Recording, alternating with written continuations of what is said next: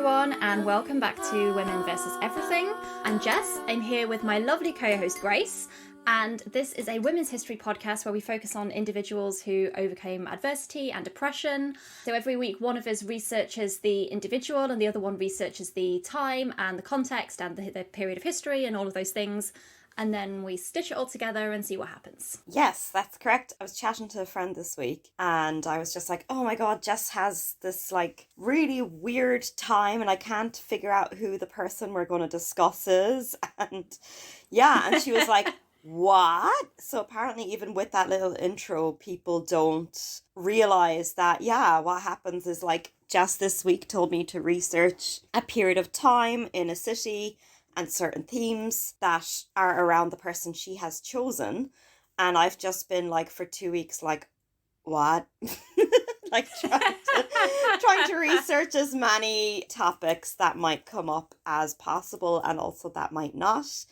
If you want to see our show notes, they're on our Patreon, or they will be on our Patreon, because the person who's researching the background ends up down some pretty weird and interesting rabbit holes. It's interesting because when I'm researching the background, I always think, well, is this going to end up being completely irrelevant? But actually, it's all sort of very interconnected because obviously experiences happen within a context and within a time and all of those things. So it is really interesting to see kind of how it all stitches together and how it doesn't. Yeah, and sometimes I think the person that we're talking about is more obvious than others. Like sometimes it's been a case of, oh yeah, okay, it's pretty clear like who this is going to be, or at least like what sort of person this is going to be. Whereas sometimes it's like, actually, I have no idea who you're going to be talking about. So it's kind of interesting in that way. Yeah, like sometimes the period, like I know when we did Marie Anna Mozart, I was able to search famous Austrian women from that period, and there was a wiki like source page and list of all those famous women. But even then, I'm not sure she was in that. Yeah, and sometimes we have such obscure periods that doesn't even exist. So there's periods in history where, you know, if you type in famous New York people in this, there is no one. And then there's lots of periods in history where if you type that in, there is no women, or there might be only 3 women and they're famous because they had lots of money, you know?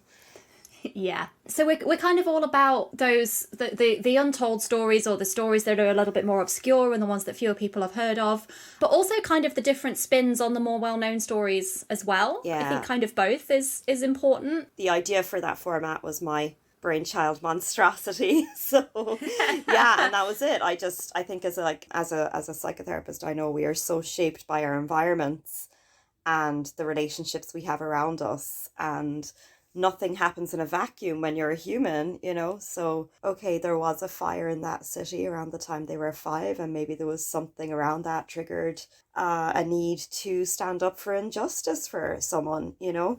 Everything is connected. Everything. We're connected to you right now through your ears. Yeah, so we've broken one of the commandments of podcast recording in that we've skipped a week. Oh no. It's okay. It's for good reasons. Both Jess and I have been vaccinated. Woohoo! Yes, to be fair, we have a really good excuse. We were getting jabbed. Yeah, so you had yours last week, right? I had mine on Friday. Yeah, a week ago. Getting it done was so funny because I just absolutely bounced into the GP office and I was like, I'm so excited. And you could just tell he'd been dealing with people that were like worried and had loads of questions all day. He was just like, what the fuck is happening here? And I was just like, go, you know? You're just like, jab me. Yeah. He's like, will I just do the jab now and we can do the consent forms after? I'm like, yes, go. Like, also, nobody was like taking the badges afterwards, so I took like about 10. Yeah, so I've got it on my lunchbox for work all the time now. I'm so excited. That is amazing. They did not have badges. I got mine done at the Leicester General Hospital and they did not have badges there. I did do the vaccine selfie with the little card.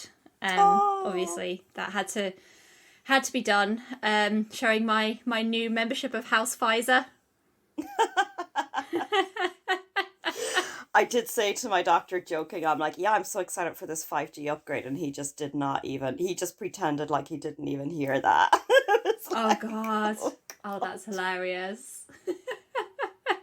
I was the same as you. I was getting my vaccine. I was just super, super like bouncy and excited. And I was just standing there with this queue like, yeah, I'm going to get jabbed. I mean, you know how it is. People our sort of age, we've been waiting for it for so long. And actually getting it was just like, I like cried when I got my text message to say I had my appointment. That's really silly, isn't it? Yay. But it's just, oh, it's such a relief. So another couple of weeks and I will be protected, which is great. So yeah. What else have you been up to?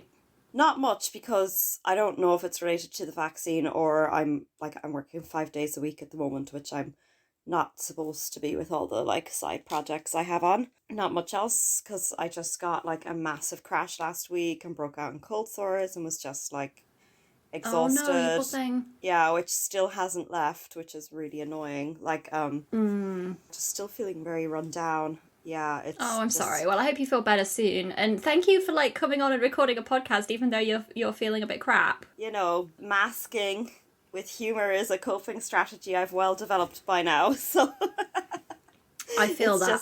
I feel that. Yeah, it's like I'm just going to turn this on for like however many hours this episode is going to be, and then I'm going back to bed for the rest of the day. That seems entirely fair. What about you? Do you have any exciting plans for this weekend? I am going to a socially distanced outdoor bi-social this afternoon, which is going to be lovely. Whoa, very exciting. There's a group called Bitopia in Nottingham that I go to, and we used to meet in the pub in the before times. But yeah, there's been like online meets and stuff, but this will be the first in-person meet in over a year. So I'm going to go and see humans in person and chat, and it's going to be great. Oh my god, that's so cool.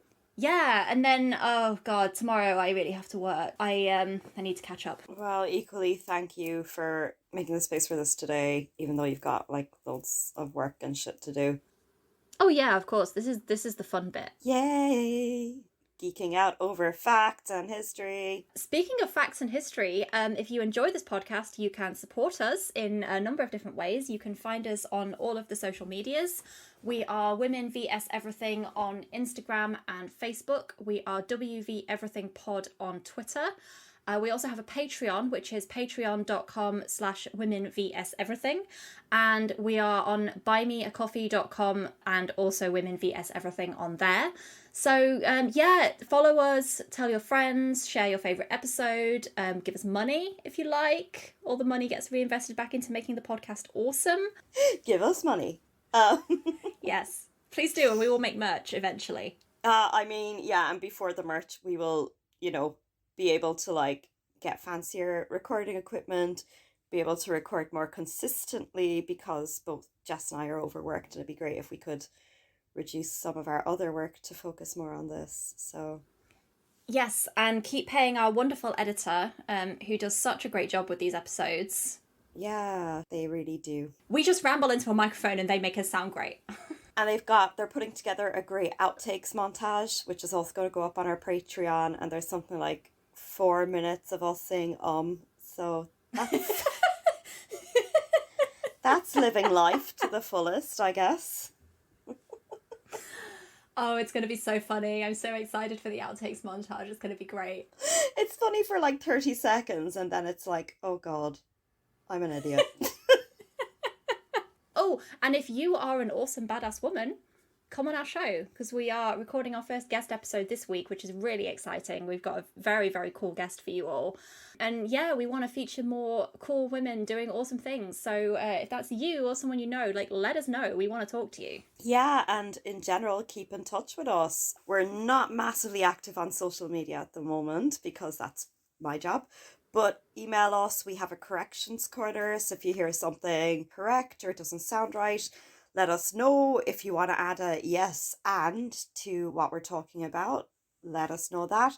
And similarly, if we're talking about a topic that you or a friend has lived experience of that, Jess and I from our Eurocentric white experiences might not have, please come on and help us learn more. We really wanted this to be a podcast where we learn alongside the audience. Yes, absolutely. All of that.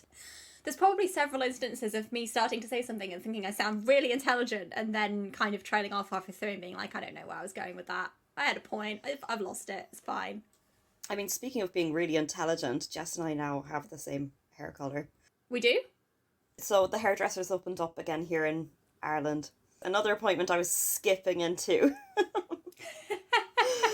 Just like, hi! It's so funny, isn't it? The things that we're excited about. We, my partner and I have needed some new stuff for our kitchen for a while, but like we didn't want to buy it online because we wanted to be able to actually like look at stuff and handle stuff and things. So we went to an actual shopping centre last weekend, and it was so exciting because it was the first time I've been in an actual shopping centre in over a year.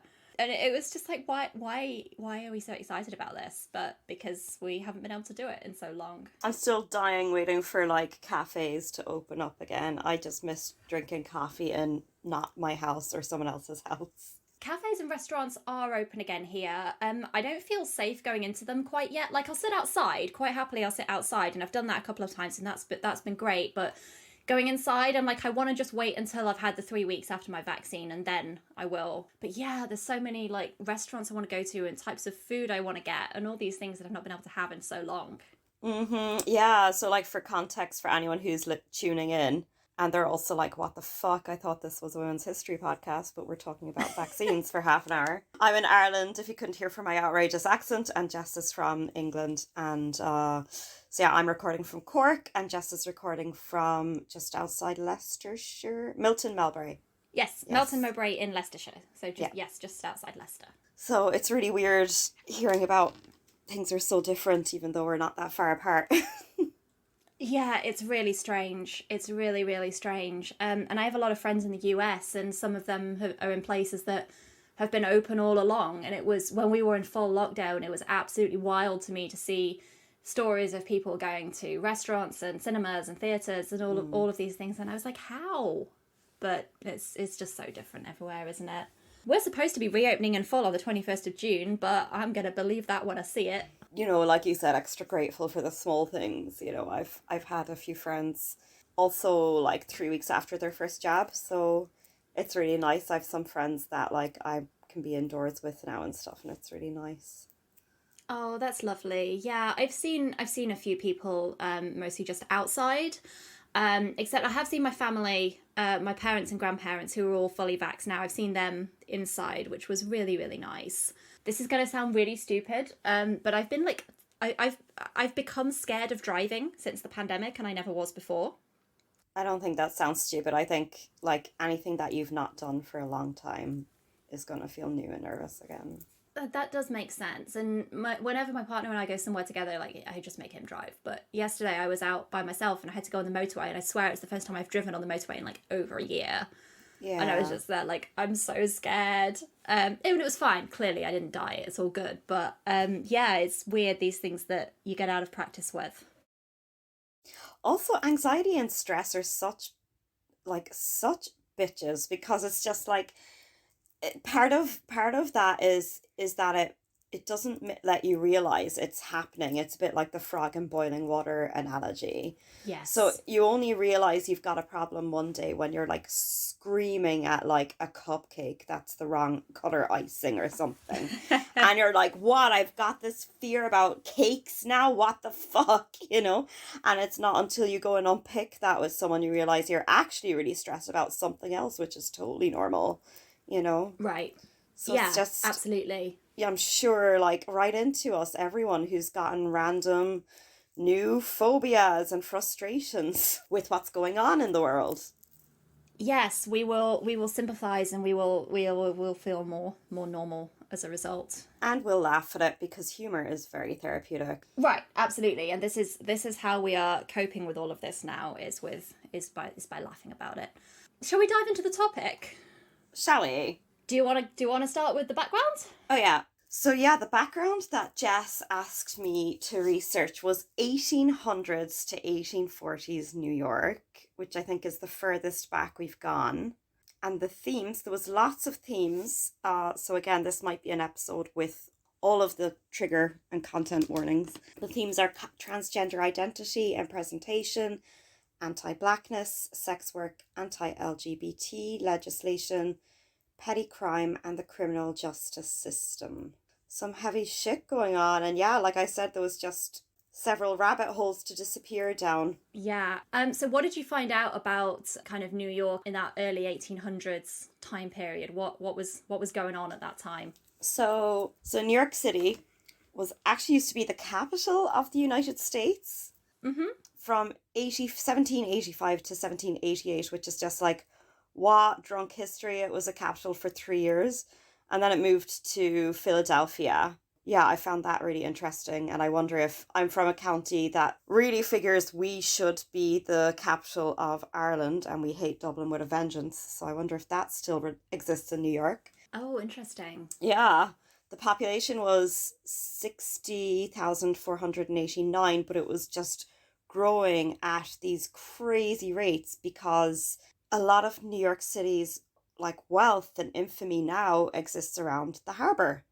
It's all there because there was the harbor at the base of Manhattan, Brooklyn, and the New Jersey ports, and they provided practically unlimited capacity for trading ships. It protected ships from the storms. There was also the Hudson River and the Erie Canal, which opened in 1825. And those provided the only water route through the Appalachian Mountains. So not only was it this international port, but also like delivering goods mainland into America. It was pretty huge. Biggest port in the world. Oh, interesting. And there was a huge amount of immigration, which gave it this very cosmopolitan for its time attitude. Politically, we had a lot of movement around Tammany Hall, which was an organization which became the Democratic Society. I've got some nice Hamilton references in there if we discuss it further. The emancipation of slavery only happened in 1827. So slavery was still sadly legal and quite prominent. You know, we watch America from a distance over here, and it's still this thing where it's very cosmopolitan, and there's pockets of it are so forward thinking, and yet not, you know. Yeah. Yeah, and that's going to be a theme in this story as well as the massive amounts of progress being made and the kickback. So yeah, Jess, do you want to tell me who our amazing person we're going to discuss this week is? Yeah, so today we are going to tell the story of Mary Jones, who is widely regarded to be one of the first known trans people in American history, and specifically one of the very first Black trans women in American history. So she was born in December of 1803, obviously assigned male at birth, as a free African American, although this was, as Grace said, in a time when slavery was still going on in New York State and would be for another couple of decades after. So very, very little is known about Mary's early life. There's almost no kind of record. We know her date of birth from court records, which we're going to talk about a little bit later. And we know that she was in the military for a time as well. By the 1830s, she was a resident of New York City. And there's this interesting book that I stumbled across called Love Stories, Sex Between Men Before Homosexuality, and it's by Jonathan Ned Katz. And he writes about Jones in that book and says that she grew up with very little education. She was almost certainly illiterate, which around 1 in 4 people in America was at the time. So that wasn't super uncommon at that point for people to not be able to read or write. That's kind of all we know about her early life. But we know that by the 1830s, she was a sex worker in New York. She also made a living by doing cooking and waiting for other sex workers as well. And she reportedly wore male clothes during the day. Okay, this source says she wore male clothes during the day except in New Orleans. So it sounds like maybe that's where her family of origin was from, and then changed into feminine clothes at night and assumed the role of Mary, but also went under various other names, including Miss Ophelia, Miss June, Eliza Smith, and Julia Johnson. Various different kind of aliases, if you like, but it seems like Mary Jones was the name that she was using most of the time. So did you find anything interesting about kind of queer rights, LGBTQ issues, trans rights, anything like that in that time? So I wonder if what brought her to New York was there was so much movement around emancipation. And you said she moved around 1930. Well, in 1827, on July 5th, there was a massive parade in New York City because July 4th is like Independence Day, but they're like that national holiday was not meant for Black people. So they had this big parade on July 5th. So I imagine as a Black person, that probably felt attractive. Like there's something going on. There's people willing to fight for us over there. And it might be a safer place to live because we still know today is still so unsafe for trans women of colour. Yeah, absolutely. And as we said, slavery was abolished in New York State in 1827, although I don't think it was abolished in the United States completely for quite a lot longer. It was, I want to say it was like 1865 or something like that. Yeah, with the Jim Crow laws still in the South. So there was parts of America that were and still are very unsafe. So 1821, there was a constitution which eliminated the property requirement for white men. So in one of our earlier episodes, we talked about the suffragette movement, and there was requirements of a certain amount of wealth to be able to vote. And America had something similar, good old colonization, that like someone would need to have $250, the price of a modest house, for a Black man to be able to vote. So that's 1821, so about 6 years before slavery is abolished. But in the 1826 election, there was only 16 Black people voted in New York City. And again... 16, wow. Yeah, so we're talking about like the illiteracy rate as well. And as late as 1869, there was a majority of the state's voters cast ballots in favour of retaining property qualifications that kept New York City's polls closed to many Black people. African American men did not obtain equal voting rights in New York until 1870. Leading up to this parade in 1827, there was lots of abolition work to end slavery and get full citizenship in New York. But there was also then a rise in white supremacy at the same time. So African Americans participated as soldiers defending the state in the War of 1812. And that added to the support for their rights to freedom. Oh, wow, interesting. Yeah, there was something I read about that basically like African Americans weren't allowed to be recruited in the army, so a lot of them went as volunteers to defend the state's right to freedom, and that gave a lot of support from the general public towards the emancipation of slavery. But there was still a massive illegal slave trade going on, and there's an ad here from you could still see ads for slaves in local newspapers for decades afterwards. So that's what I kind of found out about, this person has lots of intersections about how their African American identity would have been impacted by their environment. I didn't really find a lot about queers or transgender because legislation protecting those groups have been so recent. They're not even 100 years old. I mean, I don't think that the word transgender was even in common use at that point, but there was not really any kind of understanding of that sort of identity. There was an understanding of homosexuality, at least as a thing that existed. It was obviously still criminalized at the time. So New York's what they call sodomy laws were kind of in flux and were changing quite a lot. In 1801, there was a law that raised the punishment to compulsory life imprisonment with hard labour or solitary confinement. And then in 1828, they reduced the law to a maximum of 10 years in prison without the hard labour or solitary confinement requirements. So it's still pretty heavily criminalised at this point, obviously. And again, like there was no real understanding of trans identities. So most likely a trans woman would have been viewed as a man who was cross-dressing, essentially. Yeah, so there's still some people who believe that Mary was a cis male gay cross-dresser, but the trans community largely claim her as a trans woman, and there's evidence that we're going to get into a little bit later that shows that she was pretty much living and identifying as a woman. That's what we're going with. That seems to be fairly well accepted at this point. So as I said, she was a sex worker, and that was illegal as well. Which is interesting because even though it was illegal, it was happening a lot. So there was about 200 brothels just in Lower Manhattan alone at that point. And the laws weren't well enforced. Essentially, it was vagrancy laws, technically, that made it illegal. But police were often bribed by brothel owners and by madams and things. So in practice, it was a thing that was happening in plain sight, even though it was not legal. So Mary liked to convince her clients that she was a cis woman. Some of the sources say that she wore a vagina prosthetic. There's a wonderful quote from a writer in Autostraddle who says, "So either men in the 1830s were exceptionally clueless about women's bodies, or they would take any excuse they could find to explain why they were having sex with a trans woman."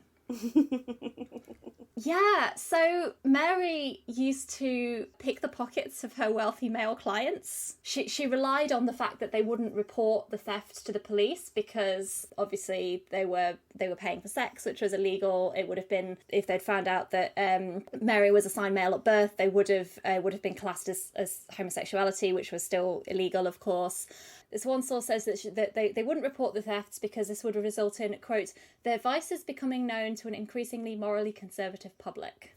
That's really interesting. I've done a bit of research on what we'll probably cover in another episode on the Irish immigration experience for women to America. In around the same time. There's this one particular story of a woman who was like that, doing sex work and pickpocketing her clients.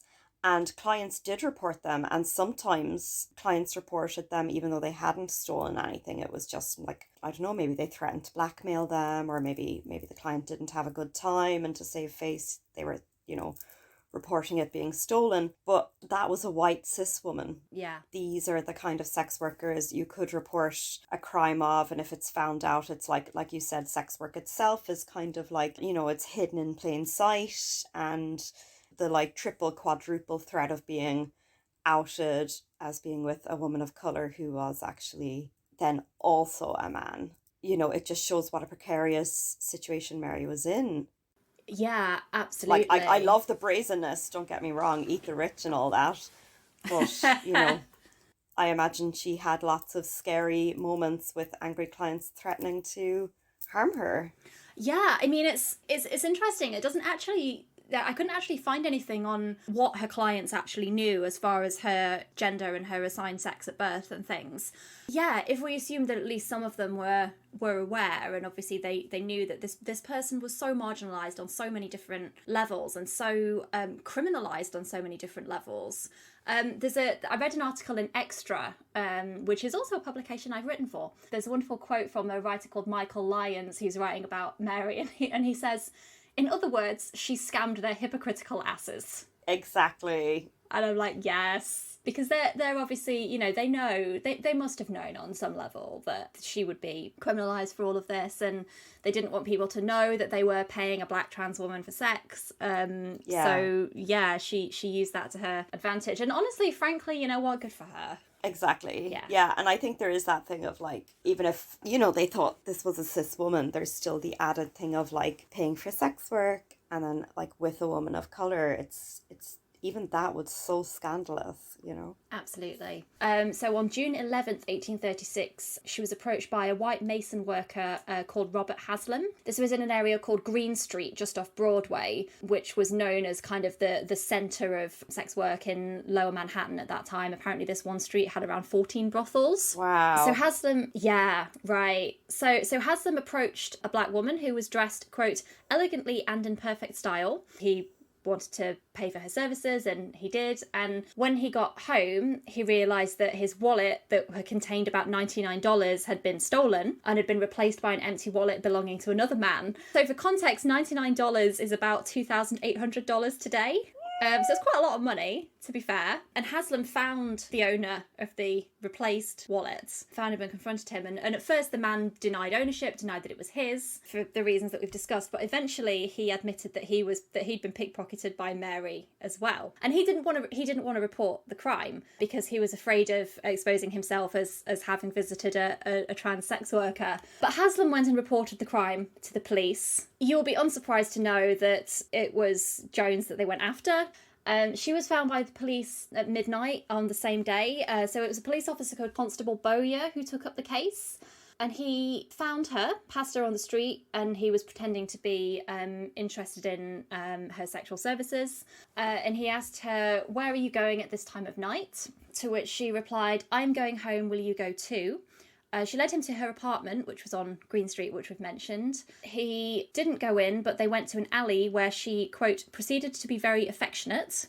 And that was when he arrested her. Boo. So there was a tussle and a struggle, and Jones apparently attempted to throw away a couple of extra wallets that she had on her, one of which was Haslam's. And then as they were taking her away to jail, she attempted to get rid of another one. Yeah, and Bowyer searched her apartment, and he found a number of other wallets and other things like watches and things that had been stolen from other clients as well. And at this point, they didn't know that she was trans, and it was only the point that they strip searched her that the officer discovered that she was assigned male at birth. Yeah, it's really interesting. So then she went to trial June 16th, 1836, so just like a few days later. Do you know what prison she was sent to? I know the one she was sent to when she was sentenced. I don't know if for the in-between few days before she was sentenced. No. What was she sentenced to? Well, I'll get to that in a minute, but I want to get into like the story of how the trial went down first, because that's really, I mean, it's really upsetting. It's really upsetting, but it's really interesting as well. As this one source says, it won't be a surprise to anyone that a black trans sex worker who would have been considered by society to be a homosexual man at the time, there's no way that person was ever going to be found innocent. No. So as we said, it was the summer of 1836, which was just after anti-abolitionist and anti-amalgamationist riots in New York City. So this was when there was a big pushback against the civil rights movement and the abolition of slavery and all of those things. So yeah, there's just no way that this person was ever going to get a fair trial. And it seems as though maybe she knew that. So she appeared in court in full female dress. She was wearing a wig, she was wearing a dress, she was wearing earrings. And she was obviously subjected to a lot of mockery by the audience and by the court. She was asked what her right name was, and she gave her the male name that she was given at birth and said, "I am a man," although she was illiterate, as we mentioned, so she just signed X on the paperwork. But when she was questioned about why she was dressed the way she was, why she was dressed in female clothing, she responded, "I have always attended parties among the people of my own colour dressed this way, and in New Orleans I am always dressed this way," which in other words, her community of colour accepted her as a woman. Yeah, that's a really powerful statement about who she was and who she wanted to be seen as, and the spaces in which she felt like she could and couldn't be herself. So she was asked if she'd stolen Mr. Haslam's wallet, and she denied it. "No, sir, and I never saw the gentleman nor laid eyes upon him." She also denied having had the wallets on her when she was arrested that she'd then thrown away. And of course, again, as we said, it was, the trial was just this spectacle that was sensationalized, really heavily sensationalized. So there was this newspaper, the Herald, that reported that she, quote, "provided the greatest merriment in the court, and His Honour the Recorder, the sedate grave recorder, laughed till he cried." Oh. So during the trial, someone in the audience tried to snatch the wig from her head. What the fuck? Yeah, it's so like violent and aggressive, and it's just horrible. And she was just humiliated again and again and again throughout this trial. There was this something called a lithograph that was published, that was a portrait of her essentially, which was titled, quote, "The Man Monster." Oh no. And was published in New York City. Interestingly, you can find this picture online, and this source says that despite the monster status invoked by its title, the print portrayed a rather ordinary-looking and unthreatening black woman in a clean white dress with small blue flowers. The prosaic, even genteel image countered this alleged monster status. Mm-hmm. There's one historian in particular that believes that the use of the term monster was referring more to her race than to her sex and gender, that she was a black woman and her clients were white, but there's a lot of disagreement about that. So I think it's safe to say that the whole thing is horrifyingly transphobic and racist. I'm just going to jump in here to say that the vast majority of the United States still allow gay/trans panic as a legal defense. Yes, today, like now, that's still allowed. Yeah. So in 2021, you can still defend yourself and say you were okay to murder someone, and it's allowed because, you thought they were cis, and you found out that they're not. So if that's now, then I'm just like imagining her in the court just not standing a chance. Yeah. For anything. I wonder if that's why she approached it the way she did, because she knew that she didn't stand a chance, so she wanted to at least appear as the person that she was. There is a dignity in that, and then hearing how people responded to that dignity, it's just like, it's disgusting. It's really turning my stomach.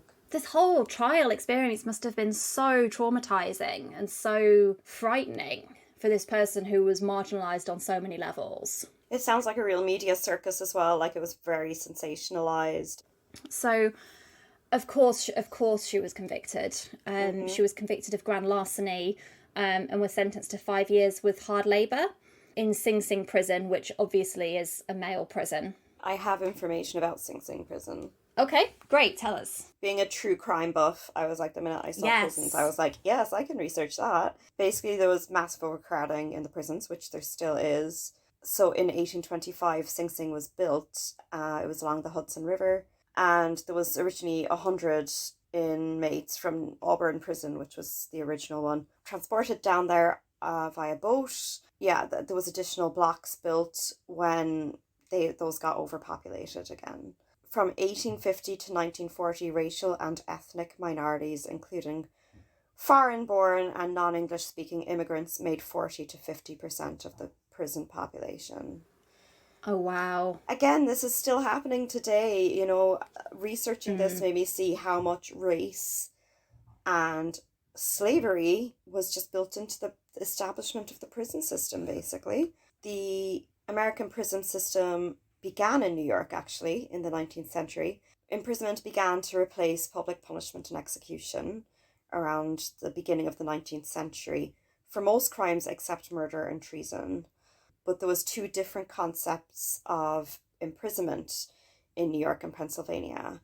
They were not only to house convicted criminals, but also reform them into temperate, industrious, hardworking citizens. And then that they would just be returned to their society as new people, basically.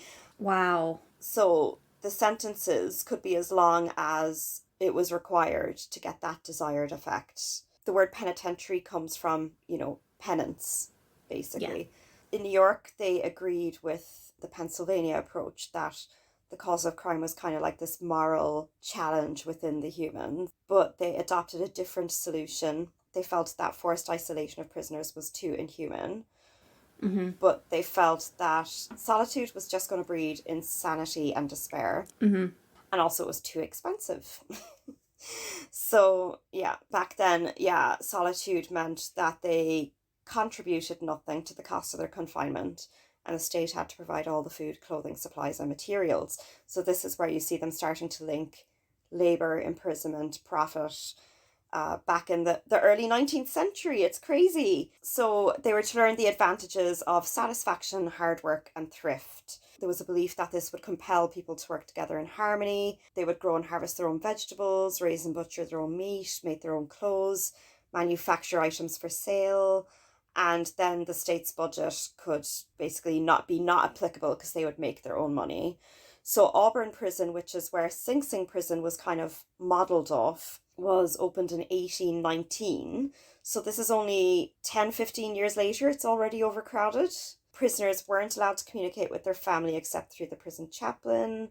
Silence among inmates was strictly enforced. And it was just kind of this thing, like a monastery: work, silence, regular meals, routine. Yeah. They were woken early, marched to work for a few hours before breakfast, and then returned to work between their meals.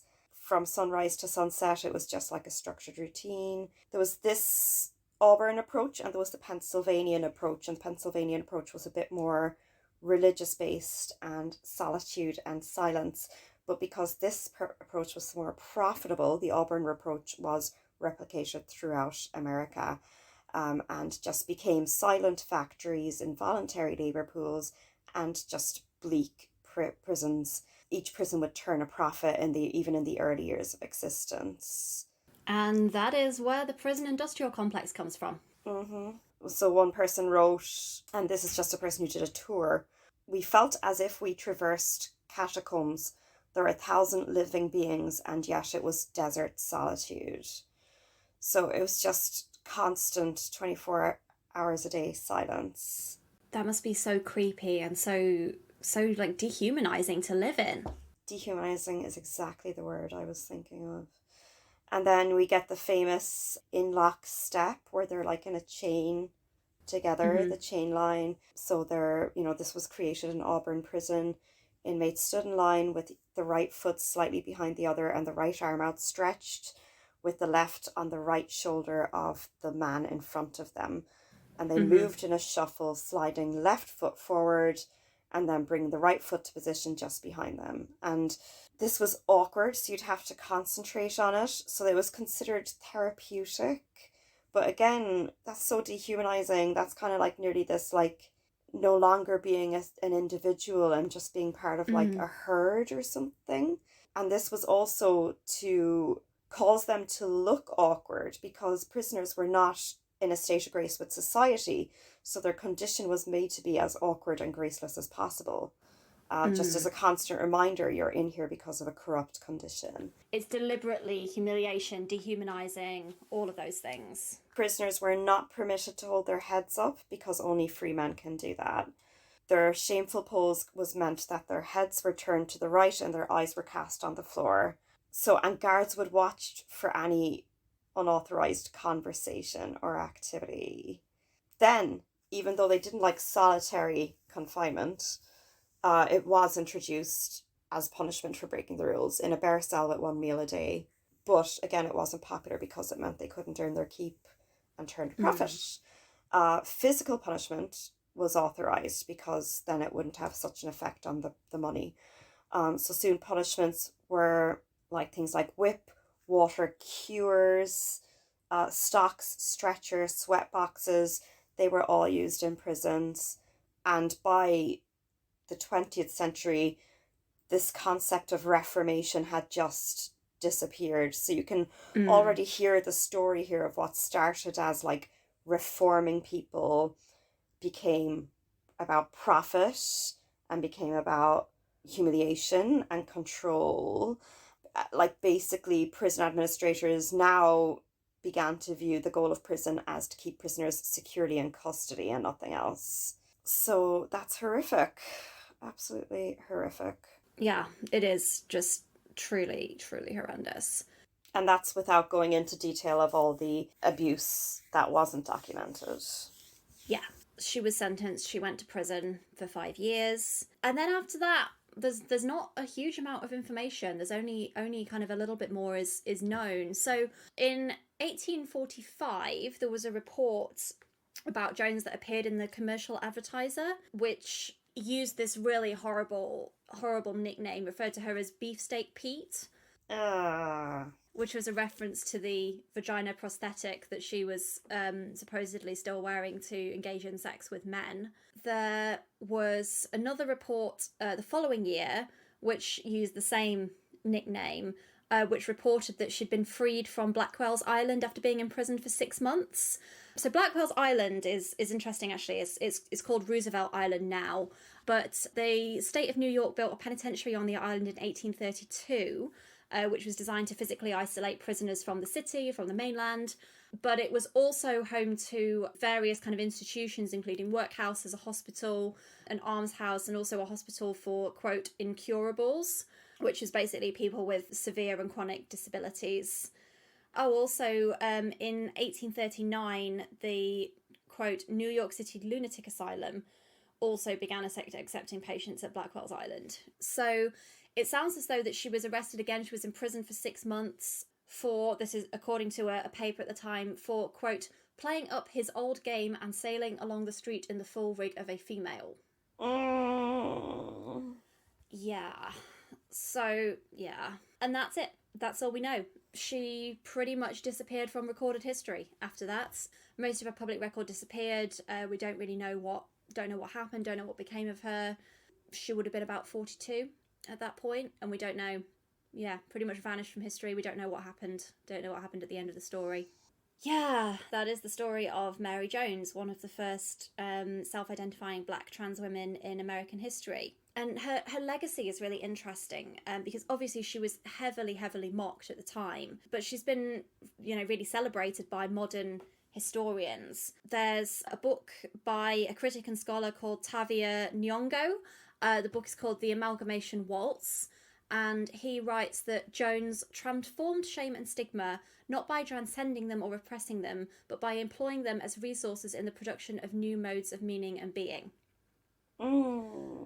Which I think is a really beautiful way of describing how she owned who she was and who she wanted to be, and refused to bow to the stigma of the time. She's been the subject of 2 short films by a director called Tourmaline. I hope I'm pronouncing that right. The films are called Salacia and Mary of Ill Fame. And there's also a really lovely article in Bustle by a writer called Serena Sonoma. And she writes, as with trans women of colour today, Jones's tenacity proves the resilience that many black trans women know far too well, and that we have been fighting for our existence in this country for at least the last 3 centuries. Yeah, America's first documented case of transphobia. You hear a lot of people be like, oh, all this, gender fluidity and everything is a fad and la la la. And I feel like taking this case and sticking it on their foreheads like, yo! This is exactly the kind of story I want to throw at people and be like, no, millennials did not invent being trans. What a great story. Isn't it?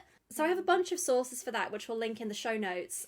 But yeah, I started out with her Wikipedia page, which is fairly scant, to be honest. There's not a lot of info on there. There's this really wonderful extra article called Mary Jones, Patron Saint of the Scam, which I enjoyed. Yeah, there's a Transit City piece. There's a couple of Twitter threads. There's the Bustle and the Autostraddle pieces that I mentioned, and there's an Out History article as well. So we'll link all of those, but they're all really interesting if people want to read more. Yeah, she's reminding me of that trickster archetype thing we talked about. Yeah, absolutely. And I was thinking about that too, and I was thinking if I'd learned her story before we did that episode, I might have included it, but I'm glad we got to do a whole episode on her. Yeah, she totally deserves a whole episode. And yeah, again, part of the trickster archetype, which is as old as the dawn of time, is gender fuckery, is one of the traits of the tricksters. So up until now, this has been where we have included our hometown heroine section, but we are pausing on that for the moment because we're going to start doing interviews. So our next episode is going to be our first interview, which is really, really exciting. And then we will be back with your regularly scheduled episode after that. But yeah, tell us what you think of the format. Tell us if there's anyone that you really want us to talk about. Tell us we're great, basically. Yeah, I mean, I live for validation. So, here is where we do our basic bitch gratitude list. Yes, which is really needed because today's was heavy. I feel like we say that every time, but they're all a bit heavy in their own way, aren't they? I've been thinking about this because, I've been still continuing listening to Ruth Corker Burks's autobiography. It's really interesting what you can interpret as a bummer, and yet there's always these glimmers of hope and light and humour. Yes. I do read this one as kind of, I guess, defiance, pushing back against that oppression in a way that I think is really powerful and clearly has been remembered by history in a very powerful way. And that's what I love about telling these stories in this way with the broader context, is it's a very sad story. And there's also, when you micro slice it and just tune into her getting ready and getting dressed in the way she wants to present for that courtroom, it's like, oh, it's so powerful. And I think that's something we can forget actually, is also the small moments in life where we are actually making a huge difference by just showing up. I had someone who's not queer in my life recently said to me a few years ago, like, I don't think you realize the difference you make by just showing up and being yourself and being visibly queer. Aww. Mary did that on a national fucking level against all that. So yeah. So what are you grateful for this week, Grace? I think I'm just grateful for the arts, because I'm just like I have so little energy. I've been like loving finishing Ruth Kirker Brooks's audiobook. Finished season 2 of The Boys. That was so good. That's exactly. And there's actually, I've spoken about one of these podcasts before, but I realized I was actually getting them mixed up. So there's a podcast called Behind the Bastards I've been listening to, which is so good. It takes like awful characters from history and tells you like little lesser known details from their lives. They've one episode on what they found on Osama bin Laden's computer, you know, like just... Oh, wow. That must be really interesting. Yeah, like, I mean, some of it was kids' movies and stuff, you know, and it's like, just like, what? Behind the Bastards is an American podcast, so well researched and full of nuance, and it's just it's 2 comedians just discussing it, and then Evil Genius is a panel of comedians, and they discuss a figure in history. Usually it's quite British centric, and they then, if they're quite a well hated person, they introduce information that is actually, were they good and did they have points, and vice versa. So, you know, you get people like Enid Blyton and Roald Dahl absolutely destroyed because you find out they were not great people. And then at the end, they just have to take a vote on whether they were evil or genius. There is no nuance. It's a half hour. It's just like, poof. But it's really good and really funny. So I'm really grateful for those things. I think like the arts has just been keeping me afloat. Yeah, what about you? What are you grateful for, Jess? Pfizer. I am grateful for vaccines. Yeah, no, honestly, I've never been so happy to get a needle stuck in me. What else? Season 5 of The Bold Type landed this week. And I haven't had a chance to watch it yet because I haven't had a chance to like play around with my VPN and find somewhere where I can pretend to be in the US and stream it, because it's not streaming in the UK yet. So yeah, final season of my favourite show. It's very, very bittersweet. Warmth is nice. We've had like such shitty weather here for so long, and it's just been raining, and now I'm looking outside and it's really sunny, and I'm gonna go and walk around a park with a bunch of bisexuals this afternoon, and it's gonna be lovely. So yeah, is that it for this week, or shall we wrap up? Yeah, so until the next time, love women and fuck transphobes. Yes. Yay! Bye. Bye!